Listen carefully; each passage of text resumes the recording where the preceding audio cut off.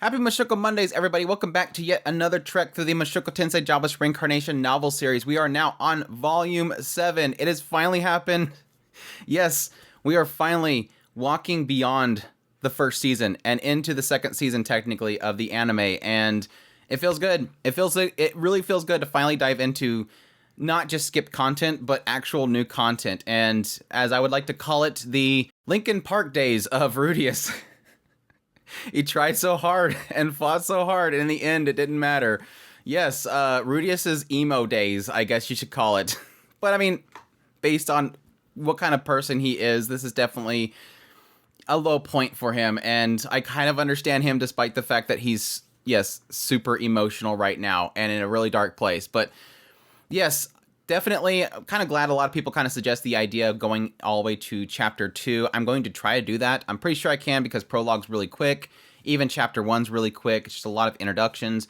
And yes, the meat and the potatoes is in that second chapter. The last part is probably where we're going to have a lot of discussion, but yes, definitely exciting so far. As usual, thank you guys so much for your support. Everybody that drops by for the premieres, all those that drop by later and check out the video, hit the like button, comment, all that good stuff. And yes, especially those that avoid spoilers. The chat was bad last week. The chat was bad last week. That's fine. That's fine. It's going to happen here and there. I know it, but it wasn't a big bad one. But yeah, sadly, I don't have a physical copy with me now. I don't get to wave it around, and that's unfortunate. And that's all 7C's fault, plus Right Stuff's fault, because they haven't sent it to me, even though it did come in stock. Bad Right Stuff. Anyways, let's get started. Let's jump into Volume 7. And yes, per warning, I just want to make sure it's clear for everybody. If you're wanting to stay anime only, unfortunately, this is the part where we're going to start getting to stuff that is going to be covered in the second season. I'm already seeing stuff in the PV that is literally from this particular chapter, so keep that in mind. But I hope that you guys stick around, maybe go back, read it yourself, and then join us for the Mushoku Mondays still. That would be a lot of fun for people to keep with us. I had a couple comments of people saying, we're parting ways, and that's unfortunate, but everybody else is sticking with me. We'll see. Volume 7 is going to be the testbed.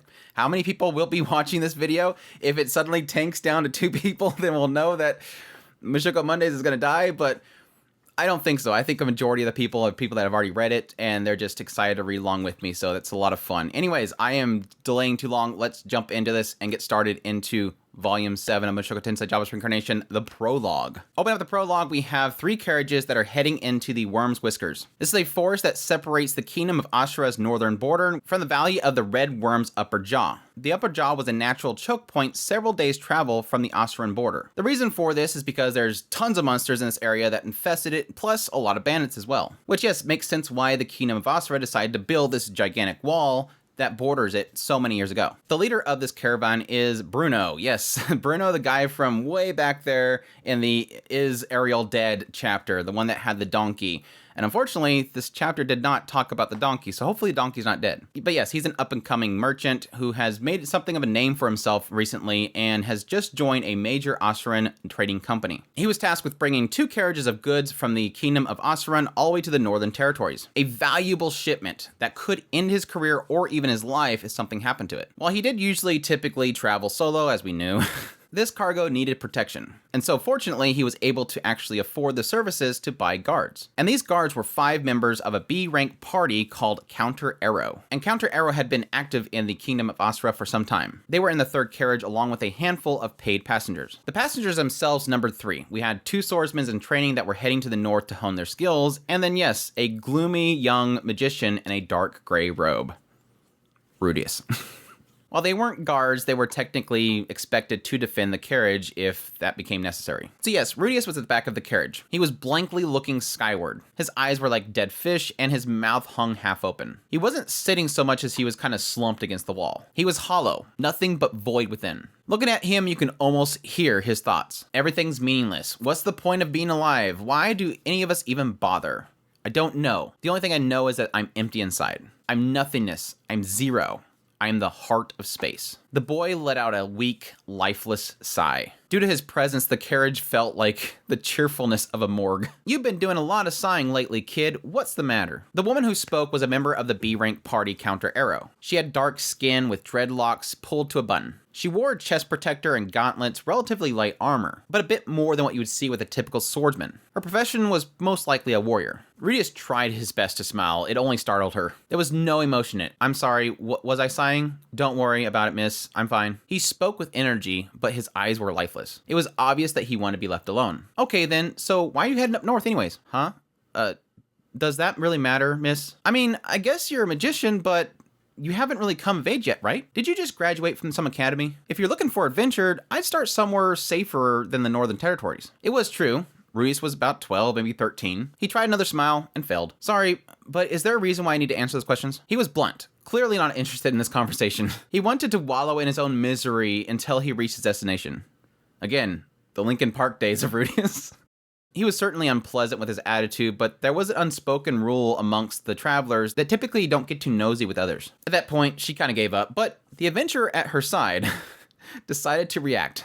Okay, what's your problem? Suzanne was just trying to be nice. The girl was glaring furiously at Rudeus. At a glance, she looked like a strong-willed sort. Blonde hair, light armor, like a swordswoman, but she didn't wear a blade. Instead, a bow was strapped across her back. She was perhaps 15 or so, young for an adventurer, which is probably why she didn't know that you typically don't get nosy with other travelers. Rudeus turned to the girl and studied her face closely for a moment. Then he caught himself and jerked his eyes away. Calm down, Sara. It's not like he's trying to pick a fight or anything. He was just being a little blunt, that's all. But you've been worrying about him since yesterday, Suzanne. You said he looked sort of depressed, right? And now he's acting like you're harassing him or something. So obviously the woman in dreadlocks was Suzanne and the other girl was Sara. While the boy tried to avert his eyes, he wasn't entirely disinterested in our conversation. His smile gave way to an expression of melancholy. It was hard to tell what he might be thinking. After a few seconds, he spoke up again. Just as before, his voice was loud and clear, but somehow less assuring. I'm heading north to look for my mother. She's been missing since the Fatoa displacement incident. Suddenly, two of them looked very apologetic. Fatoa, huh? These two technically weren't from the region, but they were helping with the recovery efforts. They encountered many displaced refugees during their travels. They knew the expression he was giving. It was the same as those that were displaced. One of crushing loss. Yes, I would argue that it's not the same face.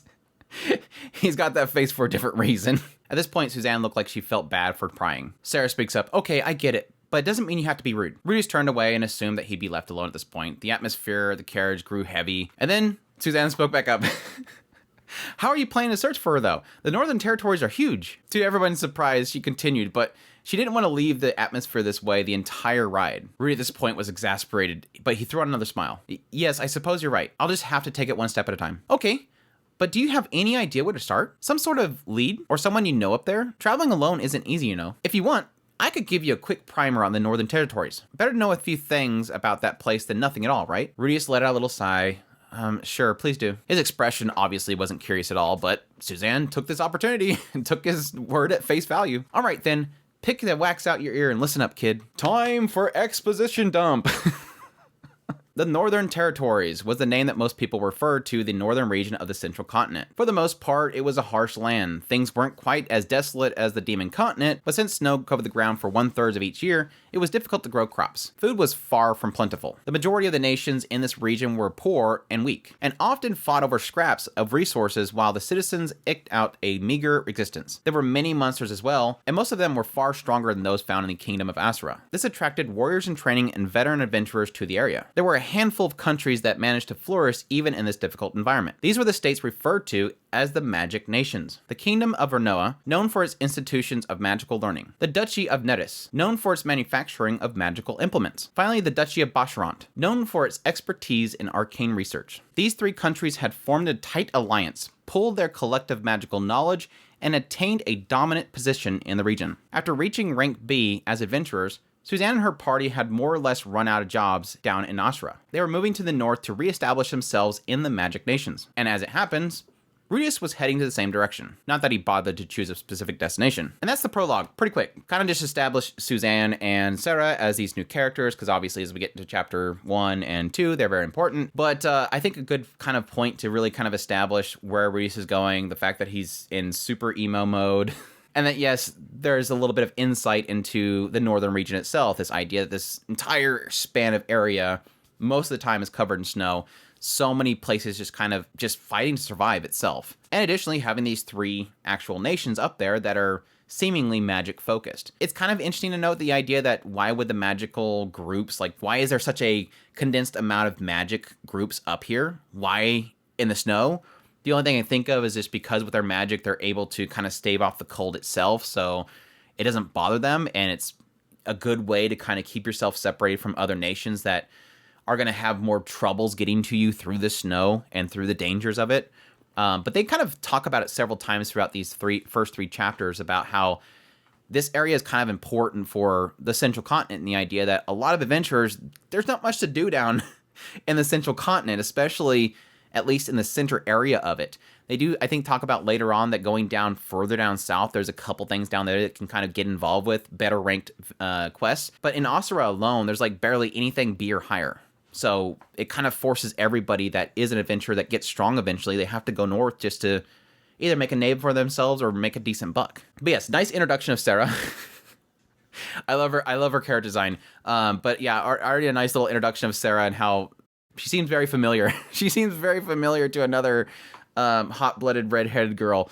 But yeah, Suzanne so far has been great, and that's me talking in the first two chapters. So let's move on. Opening up chapter 1, they have arrived at the city of Rosenberg. This is located a 2-month journey north of the Austrian border, sometimes called the gateway of the Northern Territories. It is kind of interesting to note at this point, 2 months trip. So that means that Rudeus was with Suzanne and the rest of Counter Arrow for 2 months on this trip. So it makes sense why Suzanne kept kind of bringing up other things just to kind of settle the mood. Like this carriage was so gloomy. You go nuts for 2 months like that. It is always one of those crazy things to note, like these kinds of settings and how long it takes people to get to places.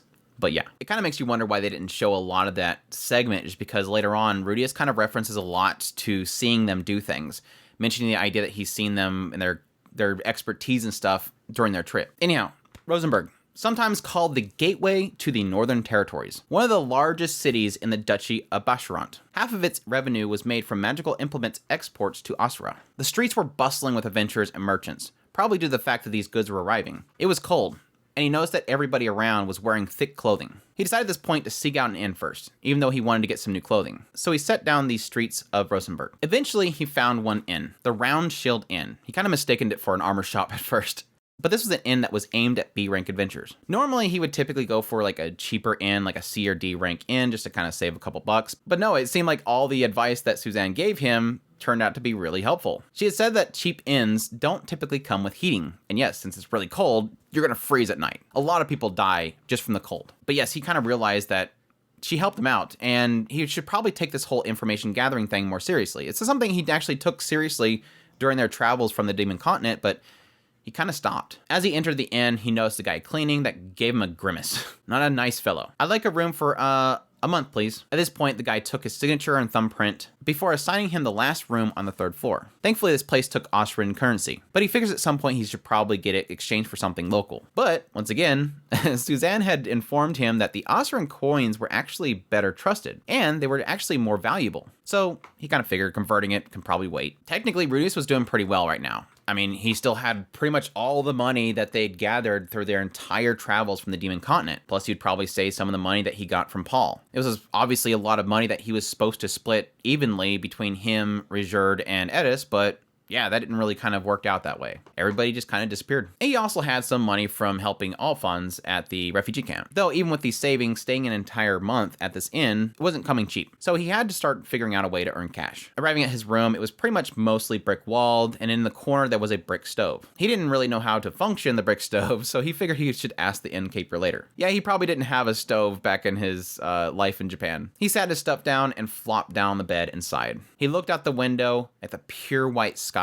Different than the blue skies that he's typically used to. This is a beautiful color. Randomly he decided to think about an opposite color, which all he can think of was red, and what it symbolized. He had to stop himself. Instead, he chose to distract himself with the streets of the city. He noticed the line of trees that they planted regularly just to supply each of the homes with emergency wood. It was nice. It was very naturey. He thought to himself, nature, nothing better to cleanse the ugly, awful parts of the world. Clean the sludge from the heart. And then he spoke out loud.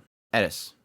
It slipped out, and his mood took a nosedive. His heart was broken into 50,000 pieces. It really did end in a shock. He thought that they'd live together forever, that they loved each other. They'd support each other through nobility issues and the loss of her family. He wanted to protect Edis. In the end, Rudeus felt like he meant nothing to her. A hot, prickly sensation built up in his nose. He really should stop thinking about this. It's been months since she left him. How long was he going to let the same thoughts echo through his head? She left, and he had his own problems to deal with. They parted ways, different goals. What's so awful about that? Rudeus thought to himself, I'm nothing special. That he should be grateful for the moments of happiness that he had. With this, he decided to change directions. He's like, okay, why am I here? To look for my mother, Zenith Grey Rat. He made a promise to Paul. It wasn't like he left Astra because it kept reminding him of his breakup. No, couldn't be. Literally all he could think of lately was his last moments with Edis. Okay, I gotta stop it. He pushed his brain to focus. Taking an educated guess about Zenith, it's been a few years since the displacement incident. Zenith was likely somewhere someone couldn't easily find her. He figured hugely populated areas would be a good bet, and he couldn't imagine that Zenith would be camping out in the woods. She may be trapped somewhere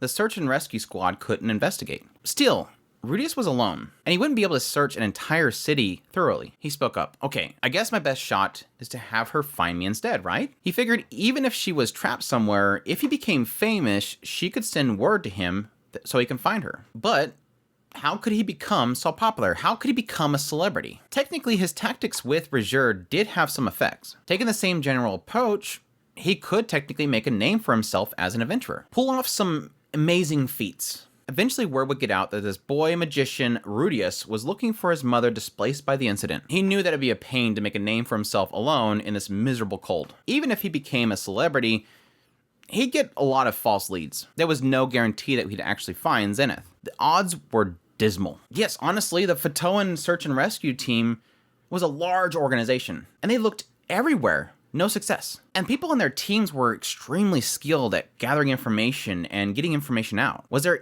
any point in even trying at this point? Still, there was a chance that he can get a hit, or some better ideas would stumble across to a lead. With this, he decided to sleep. I really, this segment is like a mixture. It's frustrating, but at the same time, it's genius. Because the entire time, Rudeus is trying to forget about Edis.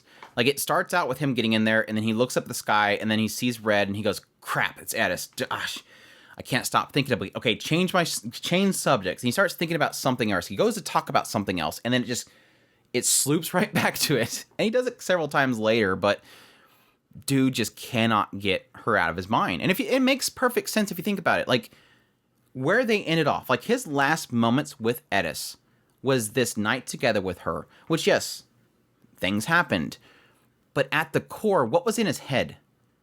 I'll do anything for this girl.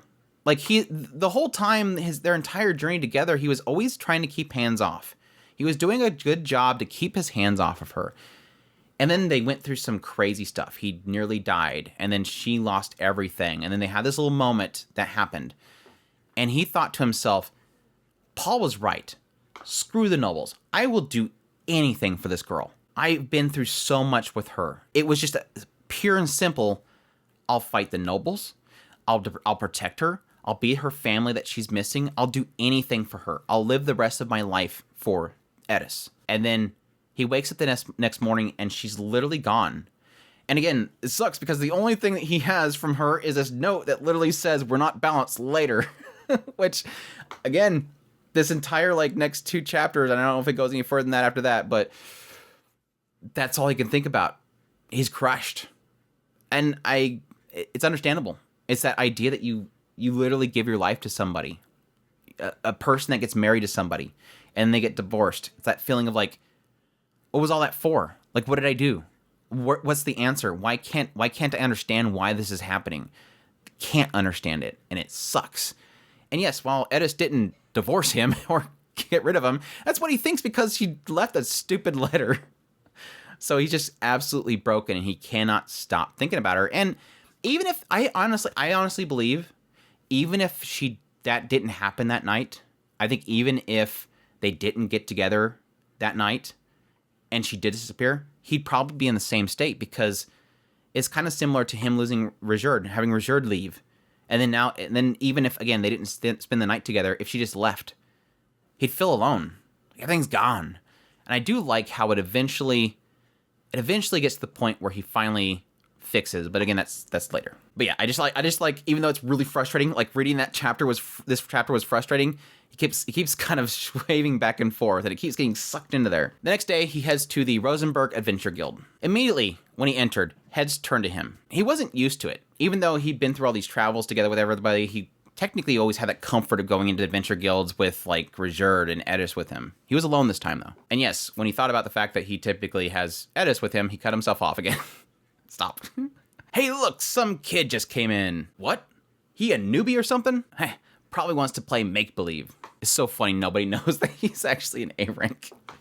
He pushed through the mocking, went to the counter, placed his card onto the counter itself, takes note of the fact that, yes, the lady wasn't, all that attractive, but as per usual, yes, adventure guilds, for some reason, hire people with large mounds. Rudeus told the lady, could you please disband my party for me? The words dead end faintly still glowed at the bottom of his card. This one hurt. This actually hurt.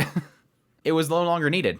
It was a thing of the past. Suddenly, he realized he had tears running down his face. He couldn't help himself. It was painful to confront that it was over. This was literally him, by placing his card here and saying, get rid of this. It's almost as if this, again, 3-year journey together with these two and all the things that he's done, it's almost like it's erasing it all. It's erasing that bond they had. The lady said, of course, I'll take care of it right away. She took the card. He wondered how the other two would feel once they realized that it was gone, the moment they went to the guild. Because yes, once they go to a guild somewhere and they have their card updated, that will be erased. At this point, he turned to find that there was many people looking his way. Huh?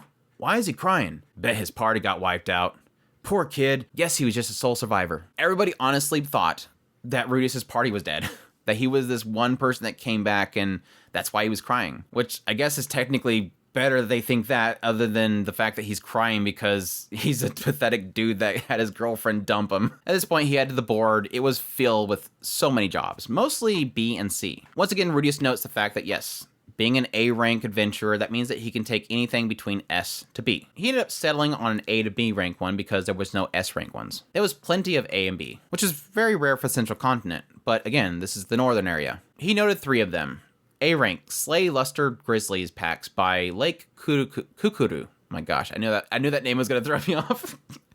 B, guard a major logging operation in Hadra Forest. And then B, escort a caravan transporting goods to the Duchy of Netis. At this point, Rudeus decided to settle on the A rank one, Luster Grizzlies. There wasn't much information in the request itself, but he figured he can ask some locals for information. He went to the counter and the clerk looked surprised. Where's your party? Oh, well, I was hoping to handle this one solo, actually. I think it might be a bit too much for a single magician. A-rank jobs are typically meant to be tackled by a party, you see. I'm sorry, but I just don't think we can give you this one. Rudeus realized she had a point. Normally you wouldn't take on a pack of monsters solo. But Rudeus wasn't going to become famous if he didn't push himself. He honestly didn't care what the risk was at this point. Everything he cared about was just stripped away from him. He was always going to be miserable in the end. Here he goes again. He's going right back. Here he goes.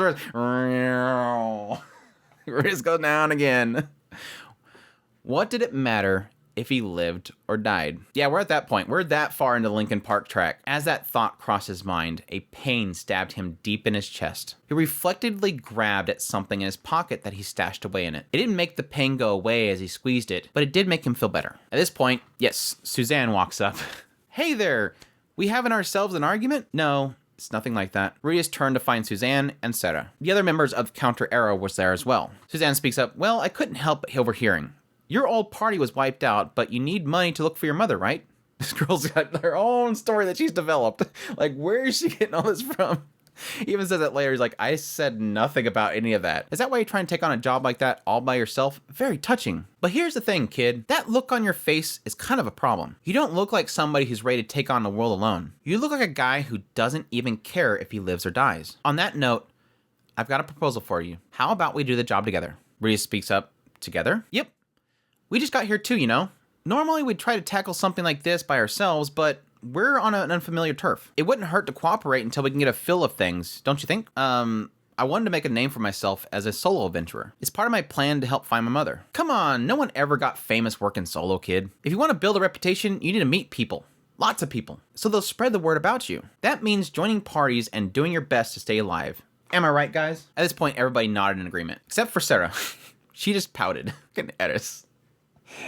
I'm gonna call her. What did I say the other day? It was like Saris or something like that. Yeah, she didn't seem thrilled at all. Honestly, it would be better if these people found a veteran that was familiar with the area, not some depressed kid. It was obvious that Suzanne was pitying Rudeus, inviting him out of sympathy. She technically had a point, though. No matter what he did, no matter what his accomplishments were, it's hard to imagine that rumors would circulate about him. Like, who's going to tell the tale? Adventurers typically weren't interested in other adventurers. So even if he came in the door praising about how he took down a massive bear, these adventurers didn't care. On the contrary, as we kind of note later on in this chapter 2, people don't actually like it. They get jealous. So yes, what I'm basically saying is these first 2 chapters tells a lot about how to improve your image and technically the brothership of adventurers. It's so funny that we've been traveling, just totally side tangent. It's so funny that we've been going for so long as Rudeus and Regerd and Edis traveled this long period of time. They've met a ton of adventurers. They went to tons of adventure guilds, but they never really connected with adventurers. He never really, even though he became an A-rank adventurer, he never experienced adventurers. It's completely a new thing for him now, which I think is kind of fascinating with at least these first few chapters. I'm not sure how long this is going to be doing this, but he's learning what it is to be an adventurer now. Suzanne speaks up. You look pretty young, but if you're A rank, I'm guessing you can hold your own in a fight. What is your specialty? Well, in my old party, I stuck in the rear of our formation. I'm good at supporting the frontline fighters with magic. Sounds perfect then. We were just thinking our party could use someone else in the backline. Okay, then I'll come along if you'll have me. Fantastic. Then let's take the rest of the day to get ourselves prepared then. How about we meet up at the North Gate tomorrow morning? We'll fill you in on the formation while we travel. To this, Rudeus agreed. And that's chapter 1. I pretty much already spoke with all my thoughts on this particular segment. I think, like I said, this is totally all about... It's really great. I think Suzanne was the biggest surprise for me. Honestly, when I first opened up this volume and I scrolled past the images and like I didn't really get to open it up. I had to look at the digital version. I've seen images of Sara, and obviously Sara's character design, I love it. Like, she's got a really fantastic character design.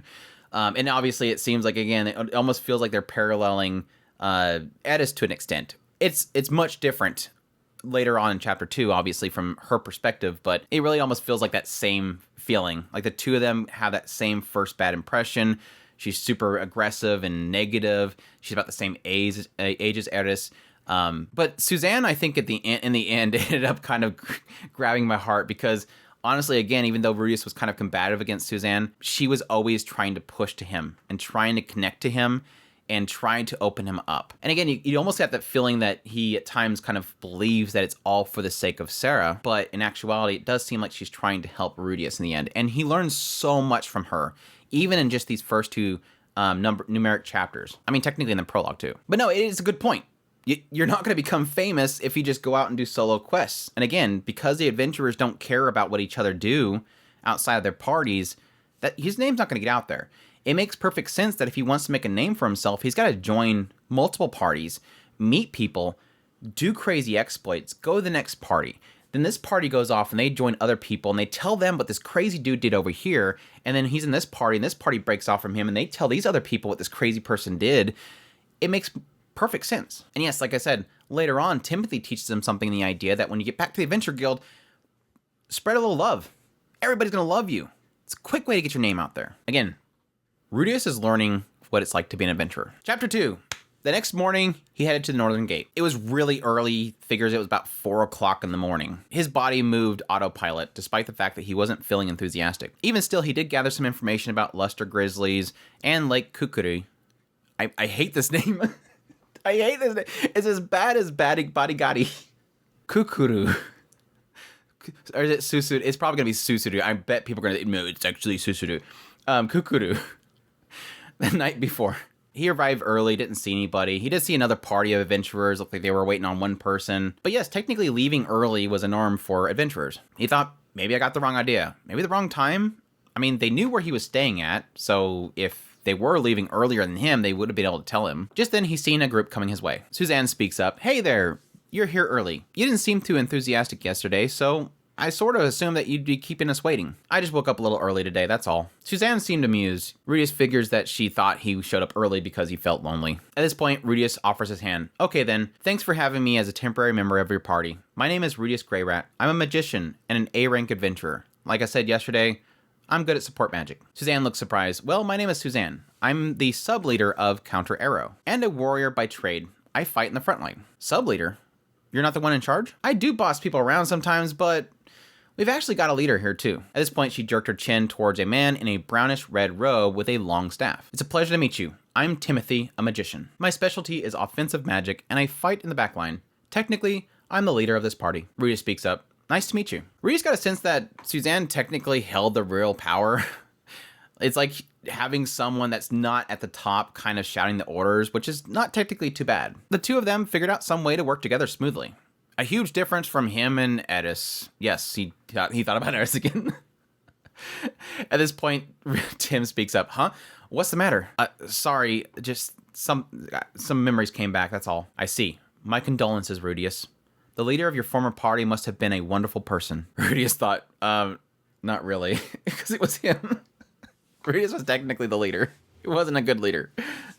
Rudeus speaks up. Anyways, I'll do my best to make sure they don't cause you any trouble. Well, all right then. I'm looking forward to working with you. At this point, they introduce everybody else. First, there was Mimir. He was a healer. He was an intermediate ranked healer and beginner in detoxification. He was average height and weight and wore a white robe. Next was Patrice. He was a warrior mage. He wielded beginner tier wind magic. He was a muscular frontliner who carried a sword and a small beginner's wand. Timothy, Mimir, and Patrice all looked like they were in their mid to late 20s. Since they were B rank, presumably they were all seasoned veterans. And then finally, the last one was introduced. Sara. I'm Sara. I'm an archer. I fight in the midline. She glared at him still.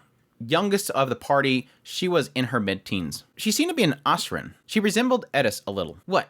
You have something to say? No, it's nothing. Just for your information, I'm not happy about this. I'm only putting up with you because Suzanne insisted, okay? If you screw up and get someone killed, I promise you'll regret it, right? Rudeus knew that he had to get along with her, but thankfully he figured it was only going to be for a temporary time. Suzanne speaks up. Cut it out, Sara. But Suzanne, look, someday we might go our separate ways, right? You might end up having to join a new party full of strangers. Wait, what? Are you going to disband the party or something? It might eventually happen. And if one of us dies, we'll have to bring someone new in to replace them, right? Back in Asura, you could get away with rejecting teammates who annoyed you. But from now on, that might not be an option. It's about time you learn to work with people other than us. At this point, Rudeus kind of figures, oh, that's what this is all about. Suzanne's using me as a teaching tool for this girl. Suzanne continues, you got the message? Good. Now that we've all introduced ourselves, let's get going. 3 days later, they traveled a decent distance north of Rosenberg. They ended up setting up camp near the lake Kukuru, where the monsters were supposed to be. With the Luster Grizzlies not being able to see very well at night and being kind of sluggish, they planned to camp until sunset. Before they got some rest, they decided to have a meeting. Starting things off, they discussed their performances in battles. Counter Arrow wasn't a bad party. They had 2 vanguards, 1 ranged, and 2 rearguards. It felt really balanced. For Rudeus' role, once the enemies were spotted, he would immediately cast Quagmire. This would slow them down. Timothy would then use fire magic. After that, Suzanne and Patrice would then step forward and take on any survivors, while at the same time, Sara would be supporting with range. Then, of course, Mimir would be supporting with heals if anybody got damaged. It was a really solid team. Well, yes, these people weren't as powerful as Reserved. Their teamwork, they had it down. Which, yes, put Edis to shame. Rudy speaks up, maybe I could switch over to support when the enemies reach our front line? Sara lashes out. You don't know how Suzanne and Patrice fight yet. We don't need you hitting them by accident. Just stay put. Okay then, why don't I help Timothy thin down their numbers after I slow them down? Magicians are supposed to keep some mana in reserve during longer battles, stupid. You just stop them in their tracks. That's all we need from you. Could I at least move forward once the enemy close in on us then? Do you want me to shoot you in the back or what? Honestly, Rudeus figured that they can easily take down all the enemies alone even before they reach the front lines. That would lead them to not be harmed. He does acknowledge that similar to what they were doing on the Demon Continent, Sara was getting plenty of practice. It's kind of like when he was trying to give Edis practice. And yes, he does acknowledge the fact that he's just a temporary member, so it makes sense that they wouldn't kind of reform everything just for him. He had no choice but to keep his mouth shut. Focus on thinking on his feet during an emergency. And yes, technically holding back rather than trying to do everything. Practice some teamwork, I guess. Sara continues, look, you're not really a member of this party, okay? Just do what you're told and try not to make a nuisance of yourself. Rudeus replies, all right. Yes, at this point, Sara reminded him of his first experiences tutoring Edis. Lousy first impression, the hostilities, the lack of wanting to learn or work together. It stung. Finally, Suzanne speaks up. Sara, I think you've made your point. Why are you being so hostile to him? It's just, I don't know. He's younger than me, but his attitude is kind of disrespectful. That's totally normal for an adventurer, kiddo. You're pretty casual with us yourself, aren't you? Yeah, I guess. Well then, try to keep the irritation to yourself. We're about to start on our main part of the job, remember? This isn't a great time for you to make things awkward. Sorry. Following the meeting, everybody retired to get some rest before the night. And Rudeus, before he's going to be able to do that, decided to go relieve himself. After finding a spot, eventually he was joined by Timothy. He walked up right beside him and pulled up his robe, revealed his sizable wand, as Rudeus says. Sorry about that, Rudeus. About what? Sara. She's not a bad kid, but she's gotten a little full of herself lately, you know? Can't hardly blame her. The girl's a prodigy with the bow. Rudeus knew that they were obvious seasoned veterans, but Sara stood out with sheer talent. Rudeus seen her shooting down monster after monster with perfectly placed arrows at long range. She had awareness and agility that was top-notch. She was talented enough to be an A-rank adventurer. And what made things kind of more impressive is the fact that, yes, technically in this world, archers weren't common. The reason being is because mages could do more damage at a longer range. And yes, technically mages regain their mana with just a single night's sleep, while archers, they had limited arrows. This isn't some video game. You could only carry so many arrows, so your resources for actually attacking was limited. Unless, yes, technically you didn't damage the arrows and you can retrieve them. However, with talent, you can easily make those disadvantages irrelevant. You could fire 5 arrows in the time it took for one caster to cast a spell. Sara's raw talent in Rudeus' mind was comparable to Edis. That's saying something. That is saying something. Timothy speaks up again. Well, you're no slouch yourself, aren't you? That's fairly obvious. I mean, you're the first silent spellcaster I've seen since my teacher at the academy. Rudeus replies, it's done me no good. I still lost everyone I cared about. Oh, right.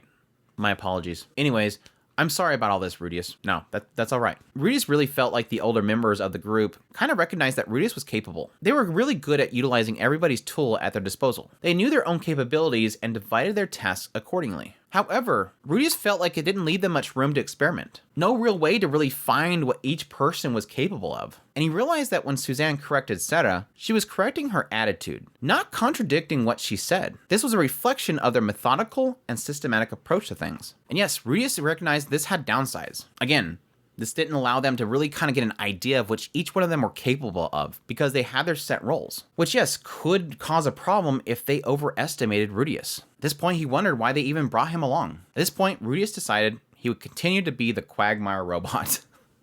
And just keep casting Quagmire over and over again. Quagmire, Quagmire. Rudeus speaks up.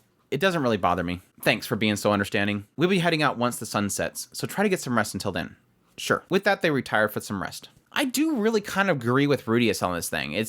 I guess from his vantage point, this counter arrow party, all they're really doing is saying, okay, this is your role, this is your role, this is your role, and every fight's going to happen the same way. Now, granted, we don't get a really good sense of what each one of them does. Rudeus says this is what we do every time. Quagmire, Firebolt, frontline. Quagmire, Fireball, frontline. And yes, the problem with that is that if something ever happens outside of their prediction, which yes, we technically get right here, suddenly everything falls apart. But yes, what we do get a sense from with this next part is because it's so overwhelming, we don't really get a sense they are flexible, but they do react properly, even if it is to no avail. Technically allowing your party to constantly be flexible a little bit will allow them to gain experience to do other things besides just fall in line. And yes, if they decide to bring somebody else in to fill a certain role, if they don't necessarily fulfill that role fully, suddenly their table tips over. But yes, they are seasoned veterans. They've obviously been doing this for a long time. Now, this is their first time, technically, seemingly, at least according to what we know. It's first time at the Northern Region, so it does feel like things are going to get tougher, so maybe they haven't experienced enough tough things, but they still seem like they're pretty solid. I do like how he kind of technically is already kind of propping up Sara and her capabilities. It kind of knows the idea. It makes perfect sense, the idea that archers aren't really common because you only have so many bullets. Again, like he knows, you don't carry 10,000 arrows in your backpack and you're perfectly fine. You can only carry so many. And yes, you might be able to make more if you were able to do a fletching and whatnot, but you're working with what you have. And you can't stay up all night to make new arrows and expect to get rest. So it does make sense that it's kind of interesting, the idea that Sara is doing what she's doing. Obviously, it's because either she likes it or she realized from early on that she was extremely talented at it. Because yes, technically, if she plants the arrows properly, If she's quick at it, she's quick on her feet. And yes, if her shots are on point, there's a chance that she can get her shots back. Typically, the only time you're really going to lose arrows if you're fighting something that's really, really armored or you miss your target. But no, again, really good little interaction with Timothy. I think he's definitely kind of the level head of the party, and can't wait to hear more from him. And we'll see if the anime will adapt his wand. They're going to adapt his wand. Moving on, Rudeus talks about luster grizzlies. They were B-rank monsters commonly found in the northern region. Basically a large white-coated bear with a single black stripe down its middle. Unlike most bears, they moved in sizable packs. When winter grew near, they would work together to grow a huge stockpile of food. And yes, this means that during this time, they would often attack humans. Alternatively, in the summer months, they mellowed out and they hung around water to mate. Adventurers took this opportunity to exterminate them, at night preferably. Because again, that's when they could barely see, and they were much more mellowed out. And they were typically resting because they were going at it all day. Rudeus and the counter arrow party approached from downwind, hidden in the brush. The plan was to cast fire magic at them from a distance and kill most of them while sending the rest in panic. At that point, anything that was remaining that were coming towards them, the front line would come in and finish them off. Assuming everything went to plan. Assuming that, Sara speaks up. Looks like there's about 20 of them. Sara had really good eyes, even with it this dark. Rudeus could only see like a few white dots scattered maybe 300 meters away. Yes, he knows that, yes, Reserve would give an instant perfect report from this range, but yes, there's no point in thinking about that. Suzanne speaks up. You think we can take them? Sara speaks up. We'll be fine, right guys? Rudeus wasn't really sure how fast these grizzlies were, but he figures that they have plenty of mana, they've all been rested up, and yeah, Quagmire's gonna slow them down. Timothy speaks up, all right then, let's get started. That's when he begins casting. Let the vast and blessed flame converge at thy command. O raging fire, offer us a great and blazing gift. Great fireball. Rudeus followed it up with Quagmire. He made sure to place the Quagmire just at the range that Sara was able to shoot at. Timothy followed up another great fireball. Rudeus noted how quickly he was able to cast the second fireball. It was 2 meters in diameter and it had an impressive speed. Yes, Rudeus had seen him use it before, but Great Fireball was remarkably powerful, quick and precise. Sara yells out, they've spotted us. At this point, the grizzlies started heading their direction. Some of Timothy's fireballs missed them while they were in motion, but quickly they started hitting them once they started charging towards them. By the time that they reached the Quagmire, half of them were already dead. Rudeus thought to himself, pretty easy for an A-rank job, really. Or so he thought for a fraction of a second. Timothy's fireball briefly illuminated the area around the grizzlies that were reaching the Quagmire. Several shapes were moving in the darkness. Sara yells out, what? Are those black grizzlies? It suddenly clicked for Rudeus. There was another pack nearby that awoke from the chaos. They were covered in mud, almost like a camouflage. Sara yells, there's way too many of them. Timothy follows up, retreat, retreat. There was nearly 60 in this second pack. Thinking back on it, it would probably have been best if they actually scouted the area during the day to avoid this risk. But right now, it was too late. Suzanne yells, we can't fight them here. Fall back to that place that we found on our way here. She was talking about a natural choke point they discovered in case it was too much for them to handle. Kind of like their backup plan. But it was too late for that. They would need more distance between them to make it. It's no good. They'll catch up to us. At this point, Suzanne stepped forward. I'll keep them busy. The rest of you make a run for it. After Suzanne stopped in her tracks, Sara turned around. Her face was pale and fearful. Sara said, no, I'll stay behind. This is my fault. I'm the one that didn't notice them. Suzanne retorts, you wouldn't even slow them down, kid. Patrice stepped forward. Don't be an idiot, Suzanne. There's too many of them for any one of us to hold on our own. If you're not running, nobody is. Mimir stepped forward as well. All right. Let's show them what we're made of. At this point, Rudeus realized they all abandoned any attempt to retreat. Every one of them lifted up their weapons and prepared to fight. The pack of luster grizzlies bore down on them with a ferocious speed, loud, violent as an earthquake. Even in the darkness, it was a terrifying sight. Everyone was trembling. They were staring death straight in the face. But they didn't flee. Rudeus's heart was pounding in his chest. But it wasn't because of the grizzlies. It was Suzanne. It was Sara. It was Timothy, Mimir, Patrice. Looking at them stirred something in Rudeus. His breath grew rough. He didn't know what this emotion was, but it was intense. Something about them facing the horde struck a chord within him. He reached down his pocket and clutched the thing that was there. Patrice yells, what are you doing? Rudeus! They looked back at him. No despair on their faces. Not even Sara's face. They were desperate and determined to live. They didn't give up hope. Rudeus felt inside of his pocket and saw a memory that flashed briefly through his mind. He'd known the answer for a long time, and now that he remembered it, he spoke up. It's all right, I'll handle this. He spoke so calmly that it surprised him. He kept his emotions hidden, and he pointed his staff at the oncoming grizzlies. Exodus, flame, an enormous wave of fire cut through the pack like a hot knife through butter. An hour later, the area was reduced to charred wasteland. Corpses everywhere, mostly charred to a crisp, but still they had some pelts intact. His fire magic wiped out a majority of them, but after that, the rest split up and ran in all directions. Those in the front line were handled by Suzanne and the others. The fleeing ones Rudeus handled with stone cannon. After everything, everyone stood around in silence for a moment, until Rudeus proposed that they work on the bodies. They needed the tails to prove they did their job, and the pelts were good for cash. I like the fact that Rudeus is like, all right, let's get to work.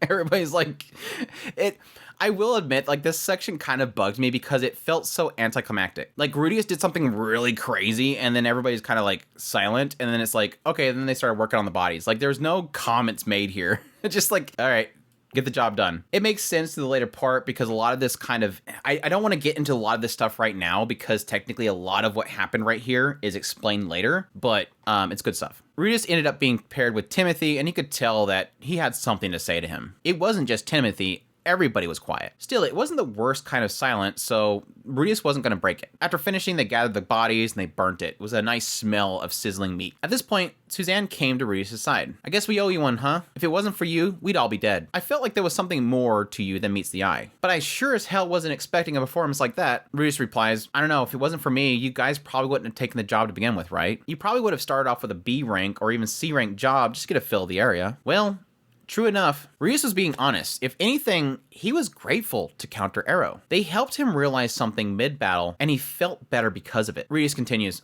I'm glad you brought me out here, though. Thank you again. Anytime, kid. You about ready to head back? Sure. With that, they took their steps for their triumphant return to Rosenberg. With spoils in hand, it wasn't over until you got your proof back and you sold your loot. Suddenly, Sara stepped in front of Rudeus. Thanks for the save. With that, Sara turned and went back to Suzanne. Don't expect too much. When they returned to the Adventure Guild, they were met with less than friendly gazes. Rudeus was used to the hostilities shown to outsiders who pulled off a big job in a territory. But Timothy met them with a smile. He walked in and called for free drinks for everybody. The room cheered. Rudeus was shocked. Was he just blowing all the money that they just got for their 7-day job? Suzanne seemed to smile at Rudeus' face, though. Suzanne speaks up. This is how Timothy always does things. If you buy a couple drinks every now and then, nobody's gonna hate your guts, right? It's a small price to pay to keep the less friendly guys off your back. Rudeus realized it makes sense, staving off envious people, even if you can't do it all the time. All right, everyone, you just remembered our names, all right? We're Counter Arrow, and he's Rudeus Greyrat. We're looking forward to working with you guys. Everyone began cheering. Based on their cheers, he definitely earned some temporary popularity. Rudeus would have to follow this example. That's what I was talking about earlier, was like, that's how you can gain that popularity. Yes, it's gonna cost you money. But this is what people kind of look forward to. This kind of getting together, this camaraderie, even though it, yes, cost you a pretty penny. Rudeus returned to the inn within several hours. He wasn't used to alcohol, and the stuff they had there was whiskey-like. He used detoxification magic to get rid of the stomach pain before he set a fire and removed the object from his pocket. It was a white cloth. Yes, this entire time, the thing he kept squeezing was a white cloth. Not a handkerchief. No. This was the Holy Relic.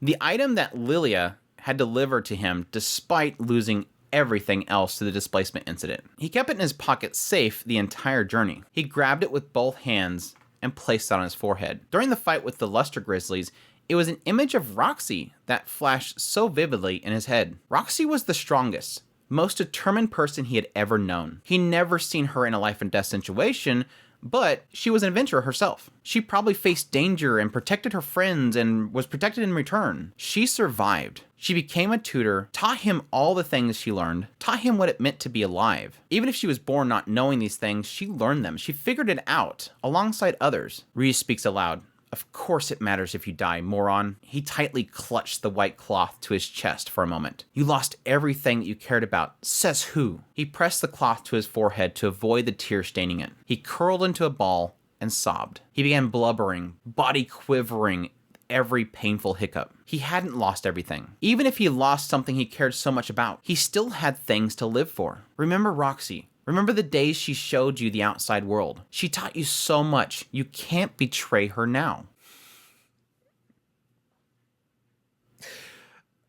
I reread this like 5 times and I double, triple checked. He also had a gift for Lilia, probably something that she had made by hand. It was a necklace they had around his neck. She was so kind and devoted to him, probably looking forward to the day that they would meet again. Then there was Paul. He was doing his best to reunite his family. Everyone was so far away from each other, but Rudeus wasn't alone in the world. He speaks aloud again. Roxy, please show me the way. He was in pain, but he went through far worse before. Don't fall apart. Move forward. Do what you need to do. He opened his luggage and removed another piece of fabric, a memento from Edis. He had been carrying it around, no matter how miserable it made him feel. Without a word, he tossed it into the heating stove. Yes! Yes! Sorry. There you have it, boys. That's it. I'm done reading. I'm just going to stop there. Rudeus has reverted back to the religion of Roxy. Aww.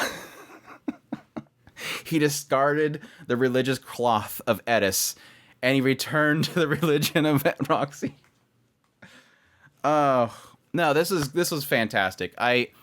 It's super weird. It is very twisted in a way. If you really kind of really think about what he's doing here, it's very twisted. It essentially, how it kind of plays out again is that so much focus of his life was on Rajerd and Edis and everything with Edis, and then they got back home and he again set his mind to, I'm going to devote everything to Edis. I love her so much. And in the moment that she leaves, it breaks him. And again, this is such an analogy to the mindset of somebody, again, that has kind of faced having a loved one and they lose them through either divorce or through just death. Is suddenly this rock. Like, this was your life. This was your pillar. Everything you did stood upon this pillar. And then suddenly it's ripped out and you suddenly go, what do I do now? Like, everything was around this person. I went to work. It paid the bills to support the house with the person that I always wanted to be with. And then it's suddenly gone. It's like, well, what's the point anymore? And it was at that point that he was in this dark place. And again, he was seeking death. He was doing this whole thing for Zenith, but it was just an excuse. He just wanted something to focus on. Let's be honest, it makes it feel as if he wasn't going to see Zenith. He was trying to distract himself. And even when he was thinking of plans to help Zenith, it was become a celebrity. Go out and do difficult missions and get yourself killed. Who cares if I die? He wasn't honestly trying to help Zenith. He was trying to distract himself, and he wasn't caring if he dies. If he cared about Zenith, he wouldn't be doing things to get himself killed, because you're not going to find Zenith if you're dead. And it wasn't until he went out with his party, seen them stand, face death, have no loss of hope. They kept to hope that they were going to survive. And at that point, Rudeus grabs this thing that keeps comforting him, which, yes, is a pair of pantsu. It is what it is.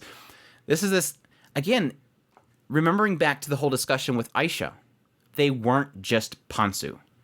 It was an object of somebody that fixed his life, that changed his life. This is the only thing that he has of Roxy.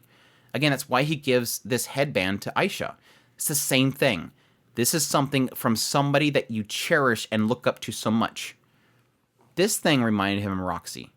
In that moment, he remembered Roxy. He remembered everything that Roxy did for him. And it was that brief moment in the face of death that he suddenly remembered, oh yeah, I do have something. I have Roxy. And Roxy's probably wants to see me again.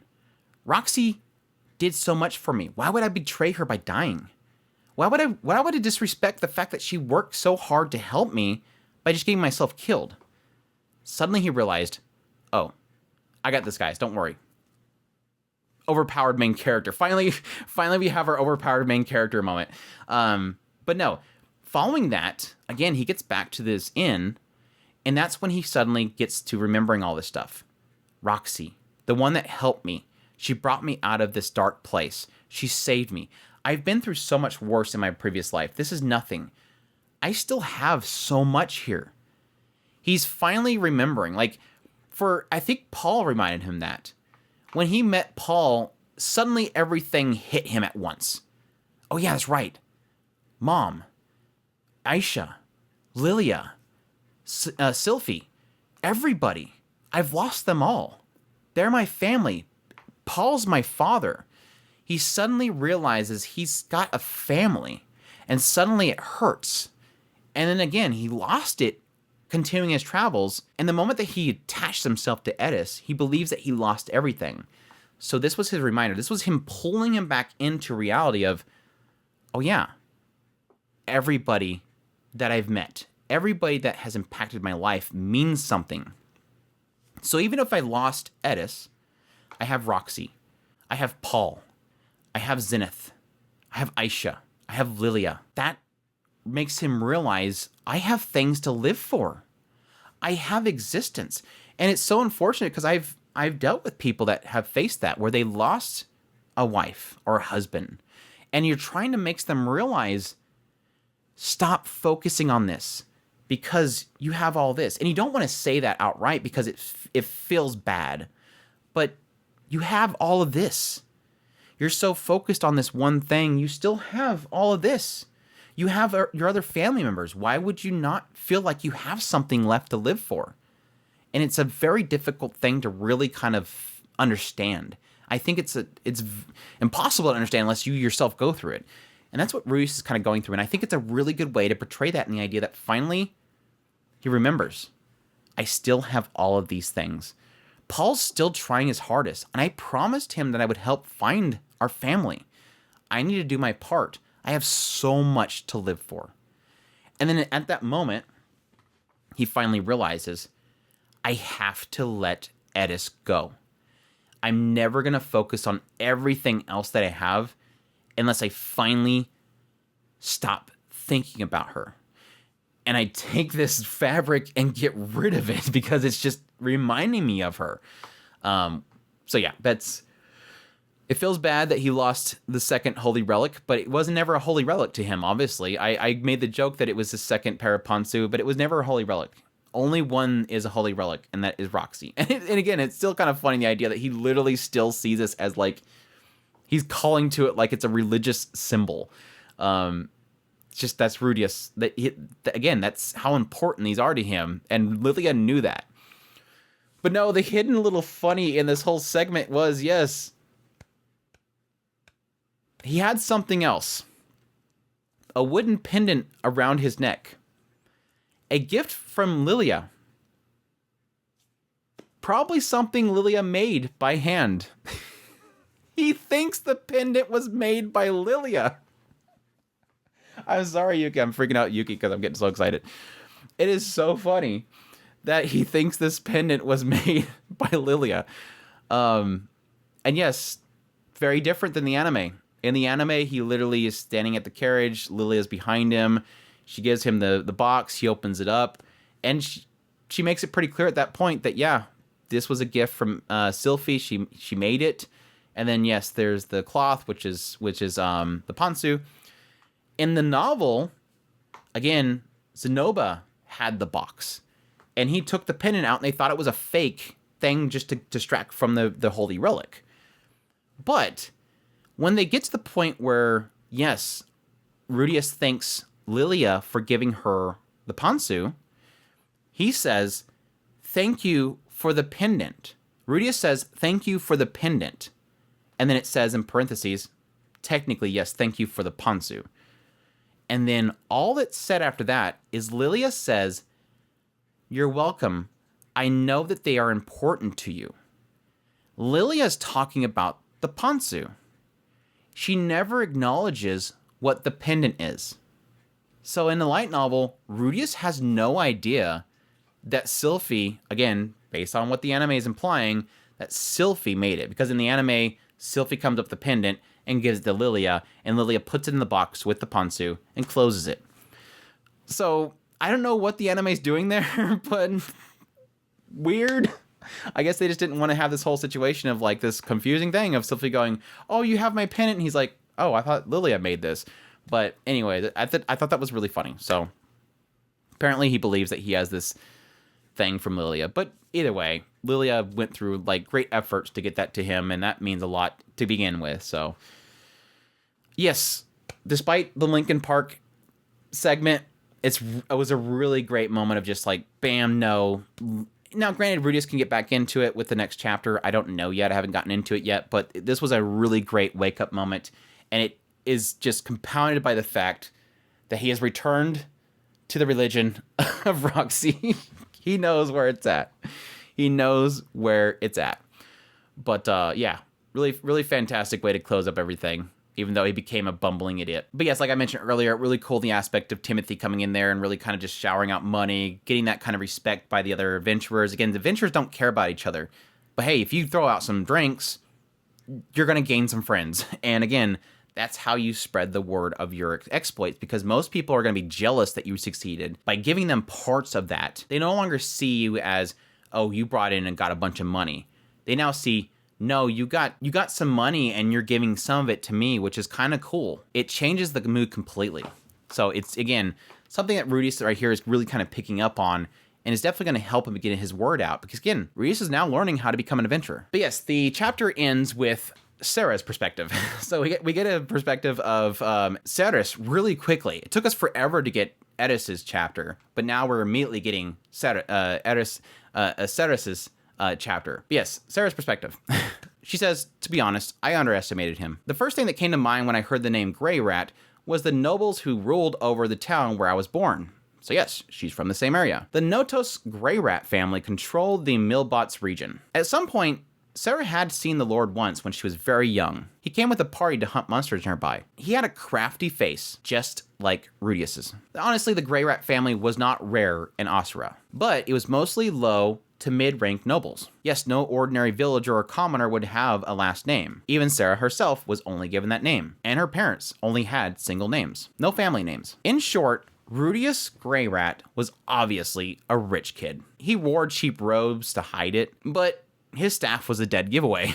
Again, this gift that was given to him by Edis's family. You could smell the cluelessness in him. Why would the son of an Asuran head out to the Northern Territories? He spoke politely, but he was gloomy as hell. Probably had some troubles with his rich kid boarding school, got in a fight with his parents, and ran away. It was unusual. While Sara couldn't understand it, some young nobles can't put up with being handed everything. They would flee and try to become adventurers. At a young age, nobles are educated, and some train in swordplay. And yes, some of them learn spells, beginner spells. At some point, a lot of them hop off their easy ride in life, mostly kids Rudeus' age. And Sara had a lot of experience on guard duty for a lot of kids like Rudeus, but none of them were brave enough to leave Asura. A majority lasted a single job or two before they ran right back to where they came from. Some may continue, but she never met one. Honestly, the thought of these kids being born into a wealthy home with an excellent education, leaving it to adventure, made her furious. Maybe it wouldn't bother her if they were actually committed, but they were never ready to risk their lives like adventurers do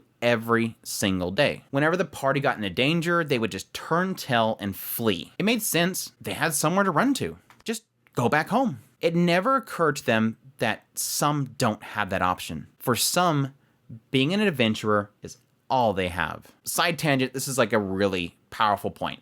And I honestly understand where Sara's coming from. Again, rich kids, they have everything given to them. I'm not that. I'm a commoner. This is all I have. And then every now and then these kids that have everything, they'll come in and they'll go, oh, I want to be an adventurer. And the moment that things get rough, they go, oh crap, go back to mama.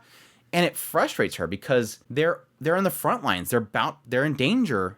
And these kids just run off constantly. And they don't realize that they don't have that option. We have to finish the quest because otherwise we're not going to eat.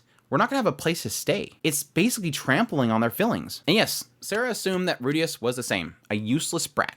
The story of his mother missing shocked her at first, but over time she just assumed that he made it up. He just wanted to prove how different and special he was by playing adventurer in the Northern Territories. That's why she kept his roles to a minimum. She was afraid he'd run off. She was afraid that he would sabotage them, but she underestimated him. Instead of running off, he wiped out a massive pack of grizzlies almost single-handedly. He was clearly advanced. Maybe saint tier magician. For some reason, he kept that hidden from them. But what annoyed Sara more was that there was no denying that he saved them. So she had to say thanks.